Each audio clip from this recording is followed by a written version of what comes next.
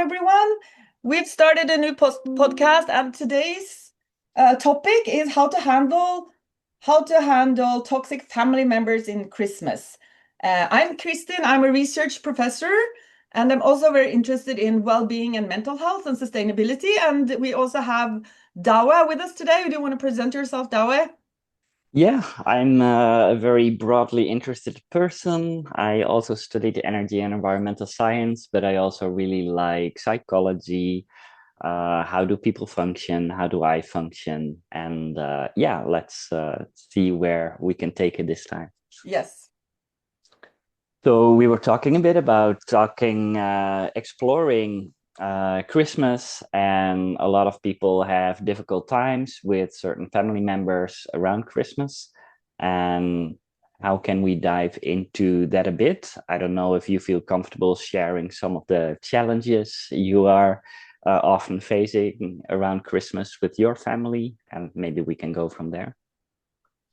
Yes, I face some challenges that I would describe as family members bullying me and talking down on me. So just have to pull myself together to just smile, grind my teeth, and then pretend like that's okay. Um, I sort of have to live through this during Christmas, like the way people are talking to you, and then to keep the peace and calm, you have to swallow it all down. And it's a mental challenge, because normally I'm around people that are generous. They are thinking of my or like how they can they're people that are trying to make you feel good. Whereas when I'm together with certain family members, it's like the opposite is the case. They're trying to push me down, drag me down, and talk to me in a derogatory way. And if I try to say I'm not comfortable with being talked to this way, they become aggressive and yell at me. So So they just, instead of respecting your boundary, they just try to push you harder down to kind of maybe establish dominance. Or do you know if there's anything behind it? Like, do you know where they are coming from, what their feelings and needs are? And yeah, can I also ask, like, if you do set a boundary, what happens? And yeah, let's start there. well, I can give one example. I've tried once to say, explain how I feel it. When you talk like this, and this I have experienced since like over 10 years or more, I feel sad. And then the response you get is, um, that is not true. Everybody loves me. So you're the one that misunderstands. I'm Yeah, a very so good person. so they're basically gaslighting you. If you say you're sad, they say you're not sad. Is that what? They say, they are saying that I am implying that they are not a good person, not behaving correctly. Since I am like saying, it Ah, makes okay. me So they're frustrated when you are talking down on me this way, or when you are yelling at me this way, and then they say, I don't do that. Everybody else says I'm a good person, or that I am a fantastic person. okay. Yeah. So that does sound a bit like gaslighting. Like they don't really care about your experience. They just want to say that your experience isn't real because other people say that I'm a good person. So it's okay for me to talk down to you. And that means I'm still a good person. Is that what I'm hearing? Well, I've tried to figure out why we cannot have a conversation about this. Yeah. Um, so I'm asking myself, is this person behaving like this towards everyone? And then the person I would suppose would have no friends, because nobody wants to be treated like that. Yeah. Person does have friends, so then I'm like, okay, so she treats me that way, but not others. So No. I haven't actually figured it out. You know, No, it can be sometimes very specific, general, yeah, how do you call it? Family dynamics. Like, a lot of old patterns that it's very easy to slip into. And if they get triggered and they start responding from their emotional brain and they trigger you, and then it's very easy to get into your limbic brain also then. And then you have two people kind of dysregulated. And yeah, that just sounds super uncomfortable. But it sounds also a bit sad. Like I think a lot of people can recognize it. I had it at least a bit with some of my family members that it was very easily to get into heated arguments because that was kind of a safe zone to connect because it was maybe a very unhealthy one, but that was something apparently while growing up we had both learned to at least this is a way how we can show affection to each other, even though it was in very kind of harsh discussions, because that was the only kind of method we learned. But then when I did a lot of kind of work on the Byron Katie, then I think during 1 or 2 years, while I shifted a lot of my own perspective, then suddenly that whole interaction started to change as well. But it's often difficult to say how these things work because it's often a co-creation, right? They respond in a certain way that triggers us. So we go in a fight or flight or maybe even a freeze or fawn, and then we don't react from our kind of rational brain necessarily.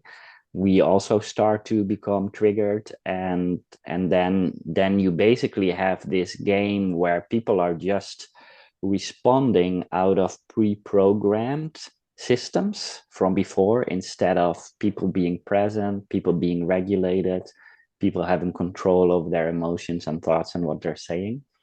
But yeah, it is very uncomfortable though. Yes, because at Christmas you have to deal with these people more than usual. Because my method have been to stay away, Yeah, because I'm not being listened to. It's not we can't have a conversation about doing things differently when other people say no, everything is good and you're the problem. If we can't have a conversation about how we are interacting, then we're not going to get anywhere. So, uh, exactly. but now when you're in Christmas, you have to see these people. Yeah. And that's sort of the topic of this podcast because this episode, because you have different strategies in a way of how to deal with people.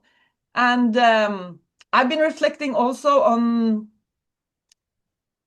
the what they say about showing vulnerability, being able to express what you struggle with is something that brings you closer. And my Yeah. experience is that the people that I have to deal with, they're very like defensive.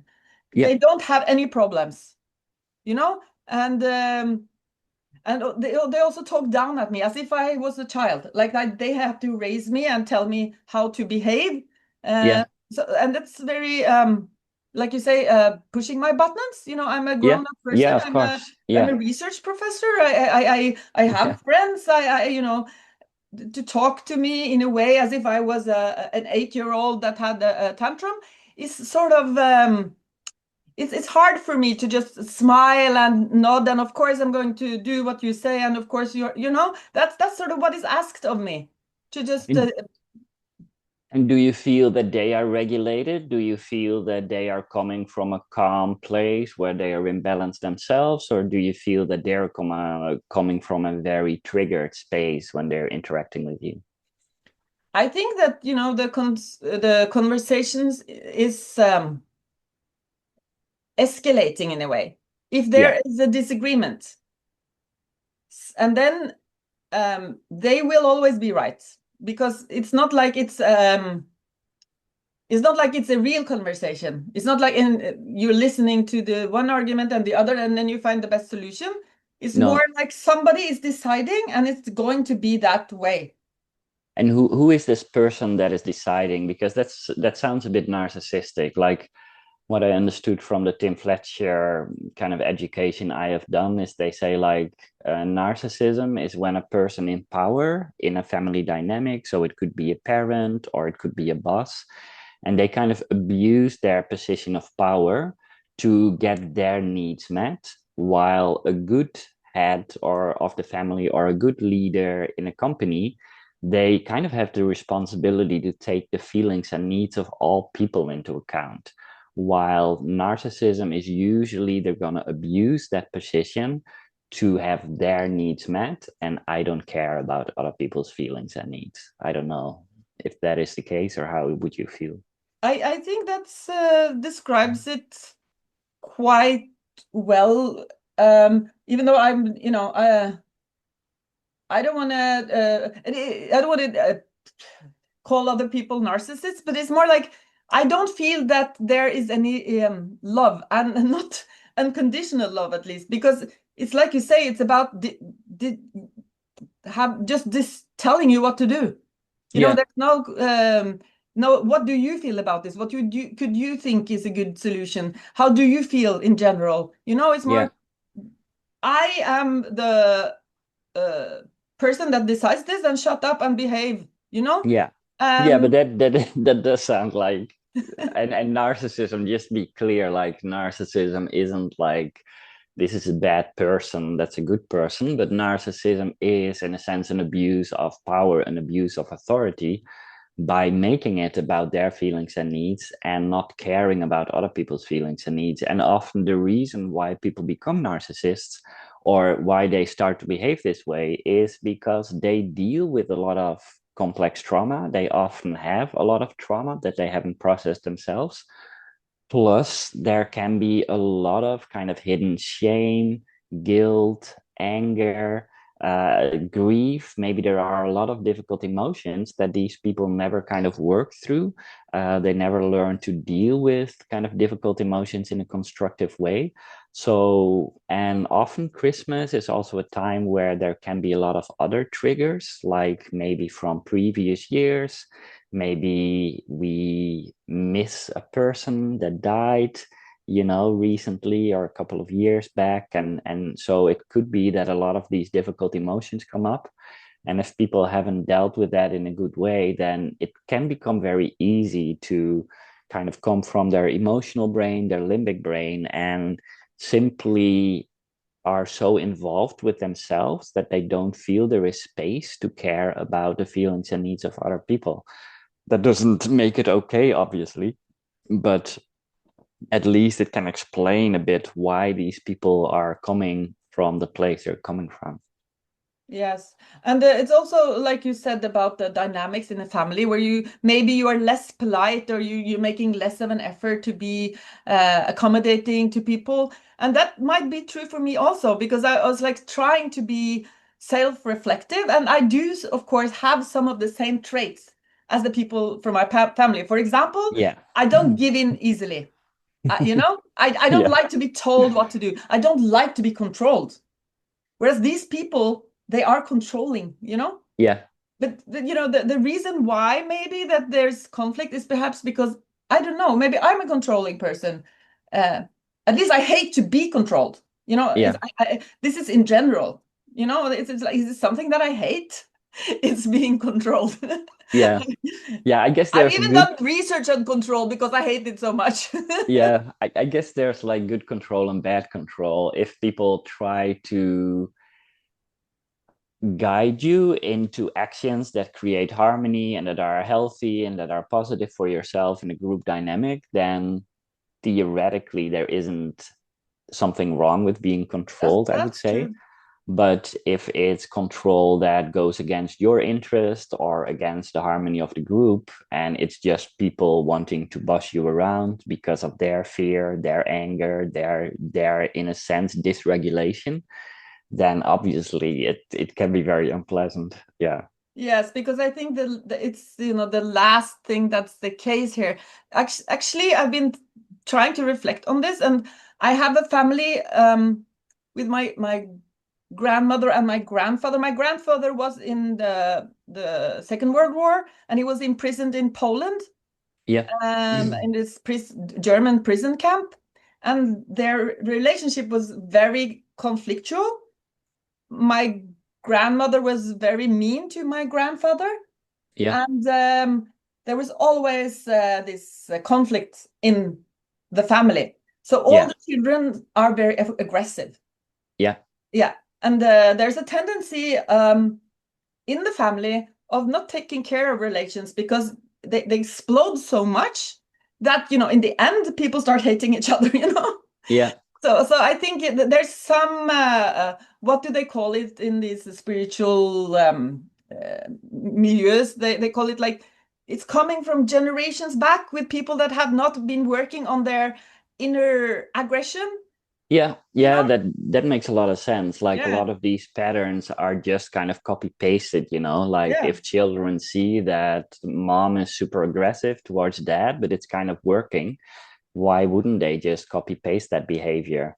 And obviously, it's not ideal, but if you get what you want out of it, and if the other person is willing to kind of be suppressed to that level, and then if you get a new generation, a lot of that, but obviously, it's not ideal and it's not fun.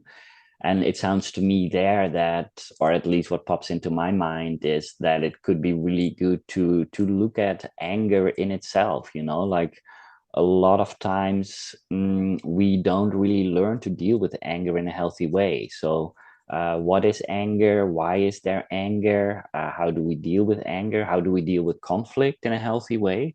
Because it is important if you kind of look at from the viewpoint that we try to meet each other's feelings and needs, then obviously aggression is a successful strategy, right? It's kind of the fight. It's the fight mode that a lot of animals use. And if you can simply subdue your enemy, then you kind of win. Let's put it that way. But in a family dynamic, obviously that's horribly toxic because you don't want to be pushed into this fight, flight, or fight and submit all the time. You basically want to have a conversation where you feel equal to the other person, where they're interested in your feelings and needs, you are interested in their feelings and needs, and you try to harmonize that so everybody can get their needs met in a healthy way, and everybody can feel seen and heard, and everybody can, in a sense, be authentic, and then you get a much more healthy dynamic. But yeah, I don't know, do you think there is an interest, because obviously you are very interested in this kind of stuff, right? Like, how does anger work? How can you have healthy conflict? Do you think that is something your family members might be interested in? Because often people simply never learn the tools to deal with this, so they're being kind of led by their limbic brain. Certain triggers get activated. They sometimes say that the first 25 years of our lives, we kind of create patterns of how we're going to behave. And after that, we basically mostly repeat the patterns we learned in those first 25 years, unless we actively start looking at this stuff, start processing this stuff, and learn healthier ways to interact with other people. I actually heard, I don't know if this is maybe a generational thing. I heard this podcast about the non-contact tendency, where children are, starting to cut their contact with their parents because their parents are just yelling, and they are, they as they never considered that they had a responsibility to deal with their own psychology. As they have this role of mother or father, they should be respected just for having that role, and that is why Yeah. being what is being questioned now. So I don't know if this is like uh particular for me, or if it's the whole generation that have trauma from their background, and had no interest in or even maybe it didn't strike them that they had a responsibility to work on their own psychology. And I don't think that they are aware how damaging that negative energy and that aggression is to their surrounding, because they're dragging people down. You're Yeah. making the people around you depressed. And that's Yeah. what's I think there's a lack of awareness uh, of how your negativity and your aggression is making other people around you sick. The Yeah, that makes response, total sense. yeah, Yeah. yeah, the response from the person is, if you can't take me as I am, just disappear. I don't want to talk to you if you just can't, acknowledge the way that I am. I am, Yeah. And Yeah, but again, then that's very selfish in a way, because that just says like, I am who I am, I have my feelings and needs, I don't care about your feelings and needs. And if you can't take me, then I don't care about it. That's not a healthy way to interact with people normally. but that, it would mean that would have to work on themselves, and that's super hard. Yeah, That's what no, they it is, don't and you want. can't. They don't want to do No, that. no, the only thing you can influence is yourself. So you can kind of see if you can work on these issues, because I noticed that once I kind of I've had this a bit with my mother, for example. When we were growing up, my mother could be very dysregulated. So she could like start cursing, like really hard and loud. She could become emotionally super angry and kind of dominate, make everything about her through her anger. And she could even like physically lash out, like she could hit us. And that was super unsafe as a child, because suddenly you just don't feel the person that is supposed to be the safe person can suddenly get totally dysregulated and become a danger to your physical health and to your mental health and to your emotional health. And instead of the parent being a source of calm and inspiration where you can go as a child to get regulated how it should be, suddenly you get dysregulated by your parent. They become a threat, and you kind of need to learn to focus where they are emotionally. So you need to start, in a sense, start to regulate them, which is like totally the opposite world of how it should be in a healthy situation. Yeah. But once I learned about more, okay, how does anger work? Like a lot of people learn to stuff their anger. They don't know what anger is. When they show it as a kid, maybe they got punished for it. So they learn to stuff their anger and they never learn to process it. And then I think that was totally the case with my mother when I read about kind of repressed, stuffed anger. And then the moment, if people have a lot of repressed anger inside of themselves, they're often not aware of it because they were kind of forced to push it down when they were pretty young. And in the case of my parents, they were both smoking a lot and drinking a significant amount, also to simply not have to confront all the feelings that they're suppressing. And then yeah, once people get activated, suddenly all that anger, this lava stream, the volcano bursts.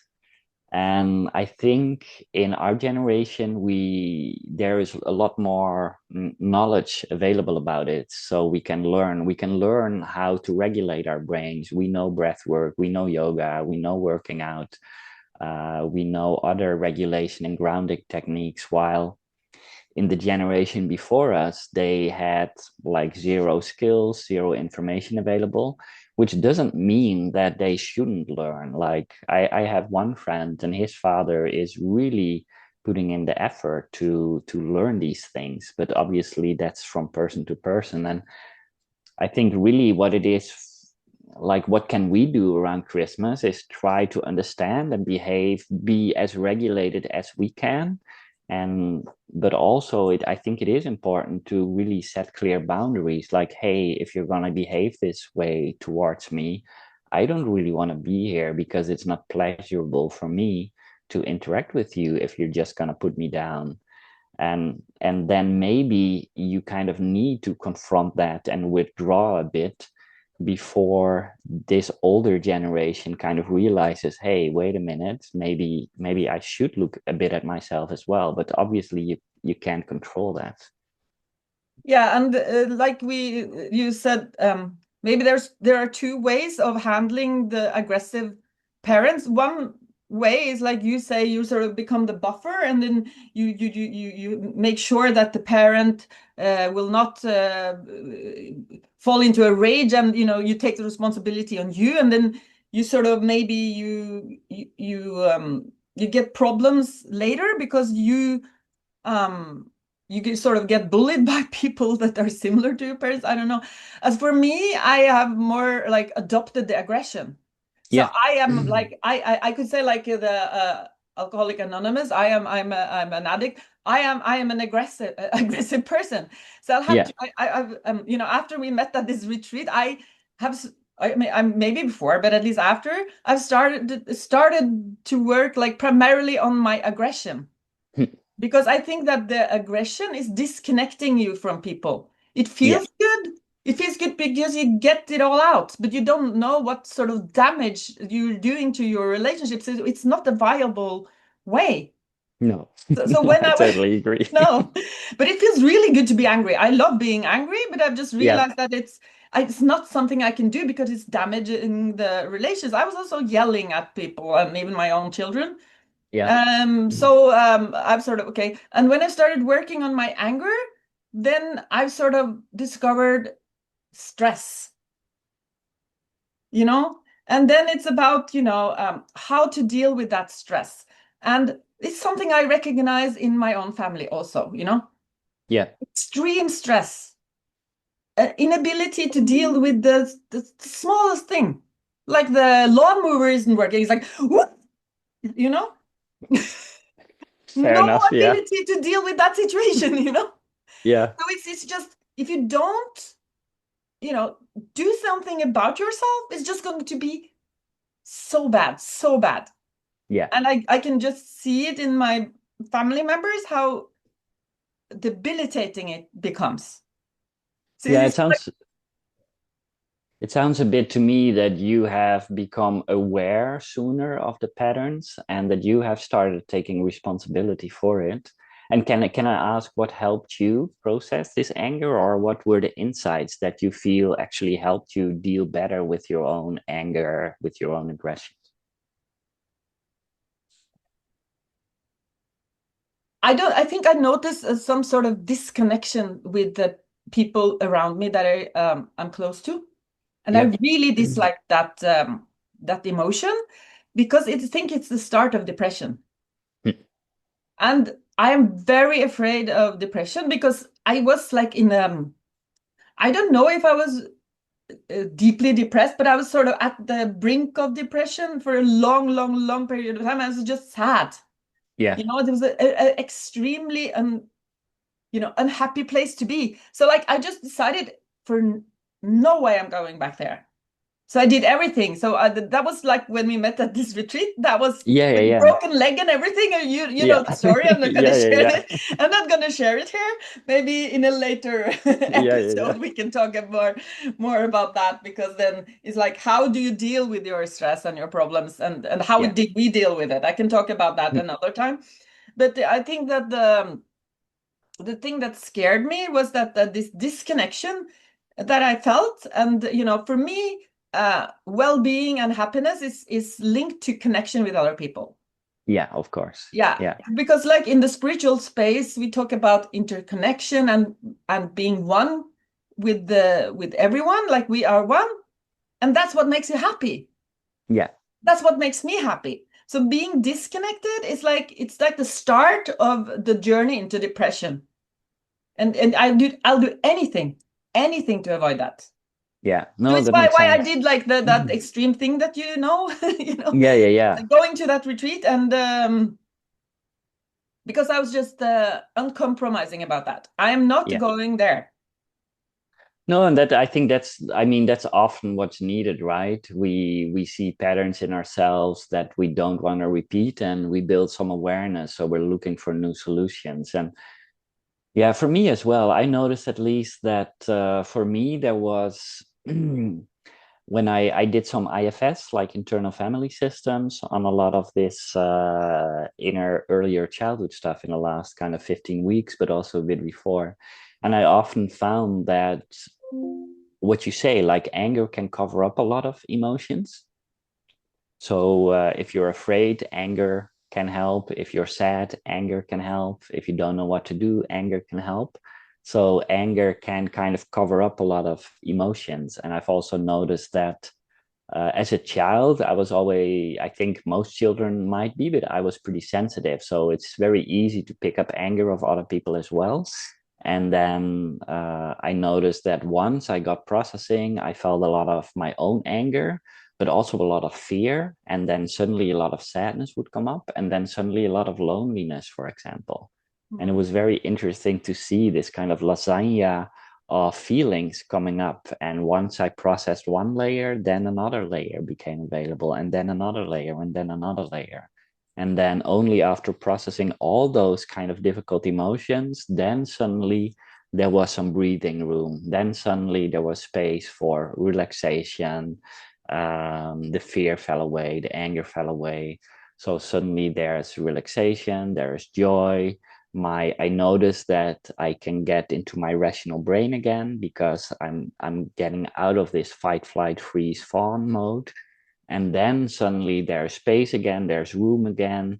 There are different ways to choose different interactions with people. But yeah, it's a process though.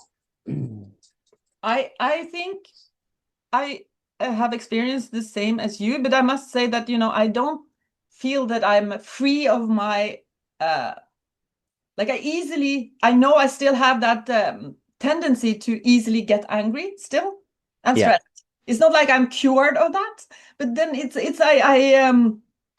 I discovered the same thing as you do, because below the anger lies fear, lies the feeling that that you don't really have anyone that loves you, that you're not good enough, that um yes, and that's really hurting you if you listen, if you believe that. yeah, And then you have to start working on your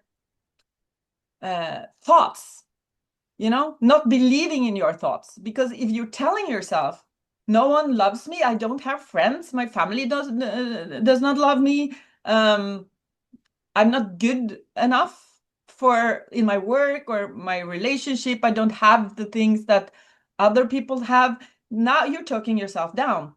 yeah, And one thing is, working, if you have to sort of, like they say, you have to meditate in a way. You have to like be able to observe your thoughts and just not believing in them. So what I have been doing, I've sort of been talking to myself in the mirror, using a lot of these techniques that you are available for you to sort of yeah, change your mindset, change your intention. Because if you don't, I have a tendency to become to get the paranoia. I'm thinking everyone's against me, and then I start yeah, like starting these negative dynamics. I very easily, if I'm in distressed, aggressive mode, I get this paranoia, and I'm starting to think everyone's against me.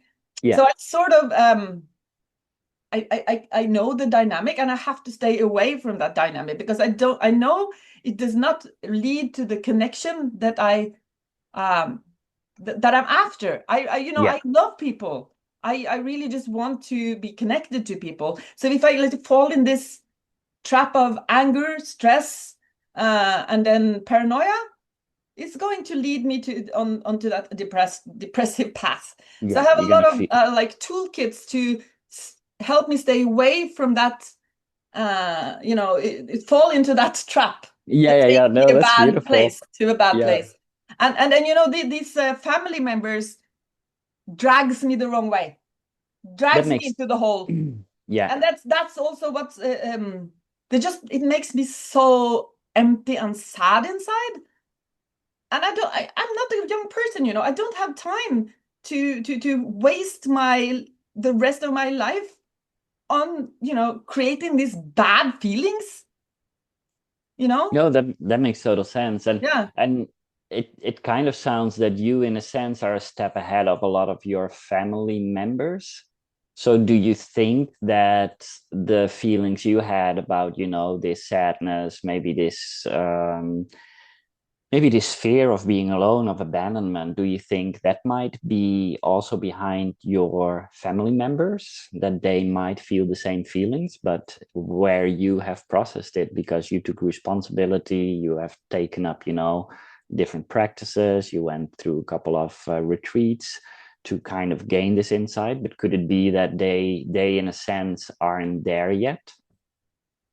um I will say three things. One thing Yes. is the biology. Even though we're in the same family, we can be very different from the like I've been very surprised that I am very much like one side of the family, just in both in the way that I look and in the way that I think and my character traits. I'm very distracted. Yeah, I'm not going to go into that, but No, this but other part of the family, they have aspects that are, they're really, really, they have a warm heart, really, at the bottom of their heart in a way. But yeah, they also have this stress, aggression, and lack of uh, ability to be self-reflective. At least it looks like that to me, because they're very defensive with me. They're not being vulnerable. They're not sharing what their problems are. It's like they don't have a problem, and I should, pull myself together, and they talk down at me like if I was a child, that they, is very provocative. yeah, of course. Yeah, Yeah, nobody yeah, likes to be yeah, talked yeah. to that way. No, That makes total sense. they talk to me in a very derogative way, and I just Yeah. have to swallow it and smile. Yeah, or put a boundary and say bye. Yeah, but in Christmas it's hard because you have to be Yeah, around these people. Normally, I just fair. try to stay away and Mm, not spend too much time at the time, because they drag me down. yeah, So I think, to be honest, I think these people are trying to work on themselves, but they struggle with the same parental negative dynamic that also drag them down. But this parental negativity drag them down more than me, because they're more symbiotic with yeah, the parents. They're very loyal, more loyal, and they cannot say, they have to, like, this loyalty has to be absolute, and it means they're more exposed to that negativity yeah. That in a makes way, sense. because they are the parent. Mm. And And they never they maybe not develop the awareness yet of what they're doing, and that how they're behaving is actually damaging to their relationships. I mean, at least in their relationship towards you. yes, at least in the relationship towards me, and I don't know how they behave in a relationship with other people. Maybe it's like the family dynamic that you described. You just get into this pattern, and then it's just toxic and bad. But Yeah. what I would say is that I know that one of my, I don't want to say if it's a sister or brother, but Yeah. Siblings, one actually of the siblings. Yeah. wrote a letter to the parent that asked, could you please try to be less negative? Could you please do this for me? Yeah. And the answer was no. So I know I'm not the only one struggling.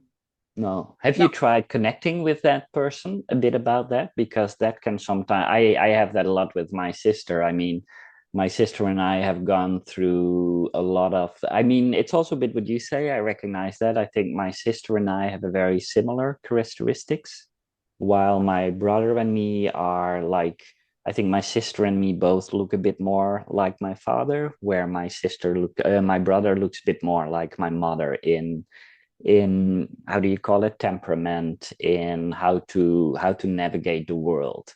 And um and for me it could really help to kind of talk with my sibling about this, like, what have you experienced, how is it for you when a parent behaves in a certain way. It can be kind of a trauma bonding, I guess, no, but more like you can bond over the difficulty you have with it. That could that I would love that to happen, but I think that the loyalty that the other siblings had toward the parent is extremely strong, and that would Yeah, mean breaking that loyalty. yeah, They that cannot makes do that sense. because No. there's a very strong loyalty, the bond that in my head, that's what drags them down, because the parent is so negative that it affects their psychology also. So if they're going to be 100% loyal, never questioning anything that the parent does, and the parent is to the parent's excuse, Yeah. is not aware of this effect on the surroundings.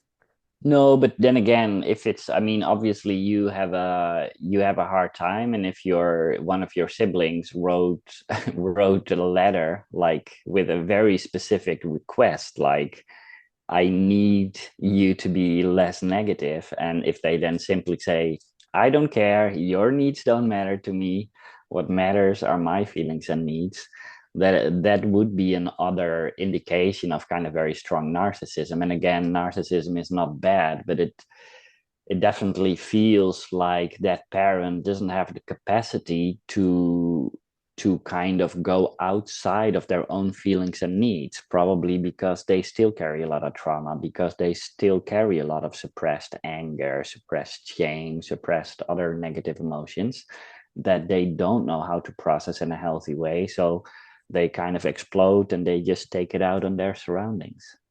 But the parent does not know that this is damaging to the surroundings. I don't think the parent thinks that, I'm just the way I am, and you have to deal with the way I am. The Yeah, parent does not but understand that it's actually producing mental ill health no, to the people that surrounds you, and especially to the people that are very close to you. yeah, Yeah, either you have to like sort of be the light and have a good intention, love other people. Yeah, if you choose that, it's very difficult to be close to very, very emotionally close to that person, because that person, that parent, holds very hard, does not want to deal with the trauma. yeah, That's no. That's yeah. too No, hard. that's It's not yeah, going to do that. I am the way I am, and you have to deal with that. yeah. I'm But not that's going to look inside. No fucking way. no, that's fair. But then it's up to the siblings, right? Then it's up to you and your sibling to look for boundaries. Or if you find it hard setting boundaries, why is it hard to set a boundaries? Is there a fear of abandonment towards this parent? Is there people pleasing going on towards this parent? Because you can get trauma bonded as well, where people that in a sense are abusive, a bit of Stockholm syndrome, where kind of if people in authority are kind of abusive, uh, this can trigger kind of a people pleasing response in people. And instead of them being able to choose for themselves and set a healthy boundary and say, hey, if you behave this way, it's bad for my mental health, I can't be with you, they basically break down their mental health. They even become more loyal to the parent at the cost of their own physical and mental health. And that's unfortunately a mechanism many people can move into as well. I think you're completely right. And you have to actually choose to be symbiotic and very loyal to the negative person at the cost of your own depression. You're becoming depressed now. You're becoming negative. I've experienced this firsthand. When I Yeah, try to be loyal, when I try to, because the negative person does not accept the positivity. So you have to do what the person, you have to have the perspective of the person. And if you have the perspective of the person, you become depressed. yeah, because probably they are depressed, right? Yeah, you have to choose, and then you can't have that some symbiotic closeness to that person, and that person is refusing to do something about the problem that they have. You know, Yeah, they just yeah, it's too hard. and you, It's too hard. and I you just exactly, and you can't, like, you never have control over what another person, you don't have control over another people's thoughts, about their feelings, about their actions and the consequences those actions produce. But yeah, you do have control over your own regulation, your own thoughts, your own feelings, your own actions, and what those actions produce. But yeah, that can I've be used like a tough, that can be a very difficult process to untangle in a sense, and also to make choices like, okay, this is what I can do, this is what I'm willing to do, this is what it's I'm not very willing to do. hard to find out. I've used Of more than course. 10 years of my life to try to lighten up the help, help Yeah, the person, inspire. Nothing works, and it's just draining, and you just get sad. But it feels also very cruel to just disappear and keep your distances. yeah, yeah. What I had, because of, I mean, I noticed that I had this inner child part in me that was about 3 years old, and that was basically afraid that my mother would abandon it. Which, I mean, if you're 3 years old, you're so dependent on your parents. So, and it was such a strong fear, but it made a choice like, oh, what if I just try to help her? What if I try to help her? So I'll be a good person, I'll be a people pleaser, and then she won't abandon me. And in a sense, that kind of worked. But what happens then is then that you try to help another person out of your own fear of being unsafe. So you kind of people please because you want to feel safe. But as long as you're doing that behavioral pattern, you can't really get to that emotion underneath it. So what you basically need to do is you need to stop that behavior for a while and you need to go inward. Like, what am I feeling inside of me? Like, is there anger? Is there sadness? Is there fear of abandonment?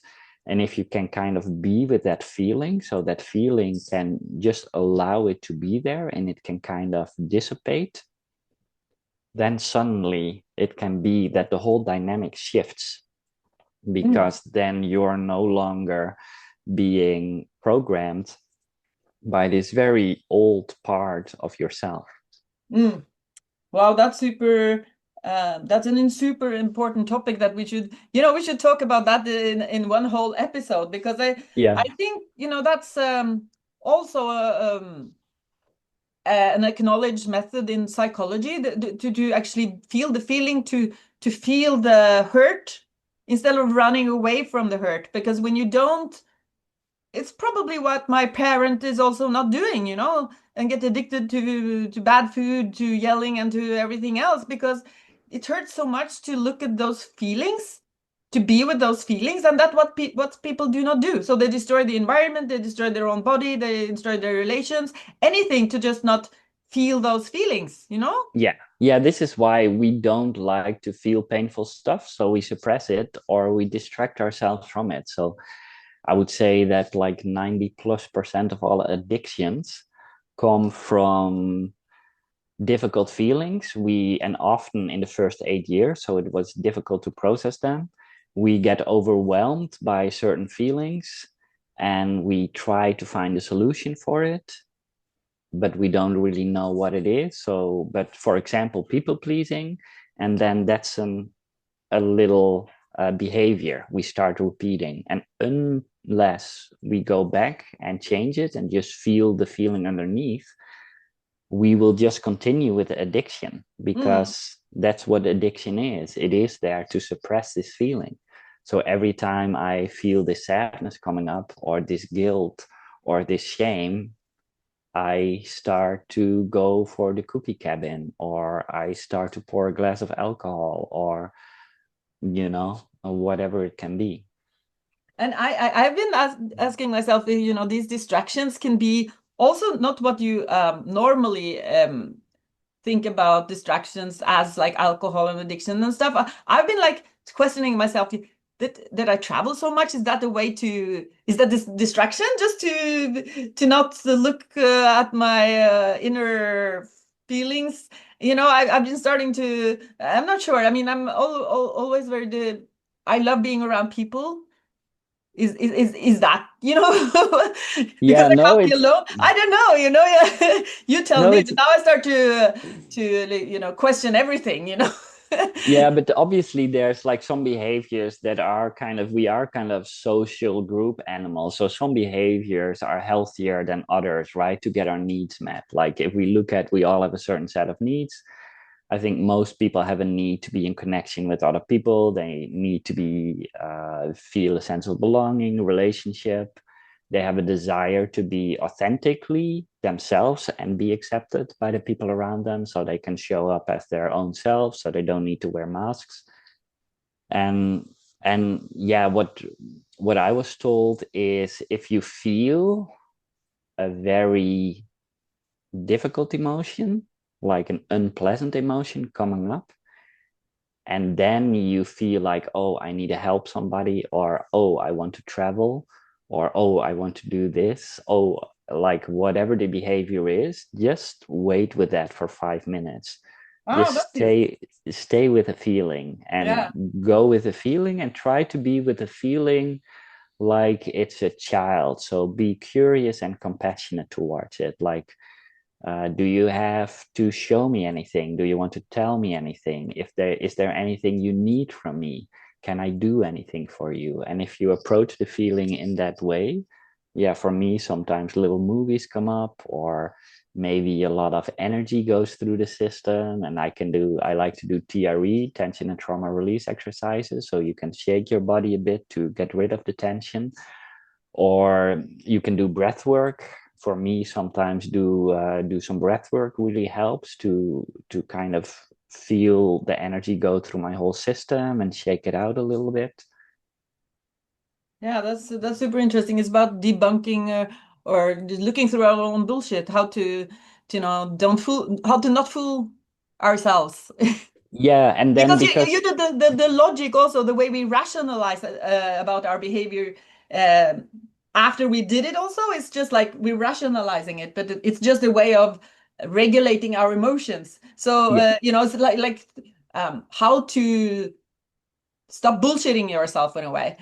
yeah, yeah, no, totally. And I mean, uh, like maybe bullshitting is a bit of a negative word. Like we kind of created these patterns to survive, right? We had certain pressures growing up or even in our adult lives. We don't always know how to deal with them. So we find solutions. But those solutions can become problems later on in life. So something that might have worked for me, people pleasing worked, right? So if I was taking care of like scanning the emotions of my mother, and if only it worked 10 or 15% of the time, it meant I was 10 to 15% safer in general, which is huge. Like that's evolutionary seen. That's a successful strategy, right? But In if you Christmas, that then can be very useful. exactly, yeah. But then if you keep on people pleasing after that, and not by choice, but out of compulsion, because that program is still in your system to avoid feeling unsafe, then suddenly you're using a lot of energy like, oh, I need to take care of this person's feelings. I need to take care of that person's feelings. While as a child, you're very dependent for your 12 needs or for your needs on this adult person. But now that you're an adult, you can take care of your own needs. So you actually don't, you often develop strategies or you have compulsive behaviors that are maladaptive for the current situation, but also the goal it's trying to achieve isn't needed anymore because now you're a grown adult. You can meet your own needs largely. And if this person can't meet that need, you can find another person that can meet that need. Yeah. So, but yeah, that's a bit of a change of thinking. And also, it requires some experience with it. So you can see how it works. And then, in my experience, sometimes when I shifted things in myself, because you feel more grounded, you feel more regulated, and people can't push you as easily anymore, then sometimes that can have a positive effect on the family dynamic. Mhm. And sometimes it can have a positive effect on yourself that you're just more comfortable setting a boundary. But do you think that people always will respect that when they're used to you not having boundaries and all of a sudden you're setting boundaries? Some No, but you set boundaries for yourself, not for other people. Yeah, but So sometimes the other people that are used to bullying you around and then now they can't, get angry. yeah, but then that's okay. They are responsible for their feelings, and you're responsible to, in a sense, protect your own space. Yeah. Like if you, because in a sense, right? If you can choose, I either need to go to my family where I'm being disrespected by people that aren't willing to look at their own dysregulation, or I'll connect to some friends that where I can be myself, where I can have fun conversations. I mean, in a sense, you have a right to choose what meets your needs best, right? And obviously, you can find some compromise there, but But if you were like, you have to sort of As for family members, it's hard because they're your they're the ones that are closest to you. You've been with them the whole of your life, and it's difficult to sort of decide to never see them again or just be very set Yeah. boundaries in a way that will break the relations even Yeah, in. but boundaries are actually, and this is something what I liked when I learned it, like a boundary is actually an indication I care about this relationship with you enough that I'm setting a boundary. Yeah, Like I would like to be with you, but I can only do that if you talk to me in a respectful way. If you can do that, I can be with you because my mental health is more important to me than your desire to, uh, yeah, call me names when we're together. So I need to take care of my own needs, and you're a threat to my needs. However, I do like you, you're my family. So I would like to be with you, but you need to be respectful to me. Otherwise, I can't be there, which I want to. So boundaries, good boundaries are actually a mechanism to improve relationships and to make sure that you can have a healthy relationship with a person. but it demands something from the other part party. It demands something from the person that you're related to, because if they insist on talking down to you, even Yeah, though but you're then setting the boundary, you have to sort of you get need to away. enforce you need to enforce your boundary because Yeah, you need to show them that you're serious about it. yeah, And it doesn't come that you dislike them, it comes from you liking you enough to take care of what you yeah. need. This is super important. I think this is super important for very many people that are in close relationships, be it marriage or with their parents, with their siblings, or whatnot. So we should really talk more about this in another Yeah, episode. no, But I let's would do like that. for a short period of time, be it only Christmas. Do you Yeah. have some like a list or some advice on how we could deal with people that are not uh, behaving in a respectful way? Like for myself, I've been thinking, okay, just swallow whatever it is and just leave early. I Well, don't you could go for a lot of walks, go outside, regulate, maybe do some breath work together, do whatever keeps you regulated, and minimize exposure. Maybe try to avoid contact. But I think you can always say, you know what, I feel a bit agitated, or you say, I feel a bit strange. I think I'm gonna go out for a walk, and you just take a walk for 5 or 10 minutes Yeah. and then you can regulate. I think that might be the best. Yeah, that's it. That's good advice. And just keep maybe the interaction with these people as to as little as possible, maybe. I mean, Exactly. if you spend time and it's just negative, then it's not improving anything after all. So No. just trying to keep your own calm, even though people are talking to you in a way that is not acceptable, and then just go for a walk and just limit the time that you have to be with these people. Maybe that's yeah, like an advice for Christmas at least. Let's keep it at that. And Yeah. otherwise, people can give their tips in the comments. Who knows? Yeah. That would be great. That And for might be me, good it would be idea. like just try to not give into that my own need to yell at people because I feel Yeah, that's my biggest yeah, that's probably a challenge. good idea to bite your tongue and just say, Yeah, "Oh, I noticed that I'm getting activated. Let's take a walk. Let's get out of this situation so I can yeah, keep my cool." yeah. Yeah, and we're No, super thank you. interested in we've covered a lot of topics today, and almost all of them deserve their own episode where we could dive more deeply into these topics that everyone have most people have experienced some similar situations or emotions. So yeah, we'd be very happy if someone would suggest something, or we'll have to come up with something ourselves for Yeah, the let's uh, episode. let's continue the conversation another time. Yeah. Okay, Okay, thanks. thank you Bye. for now.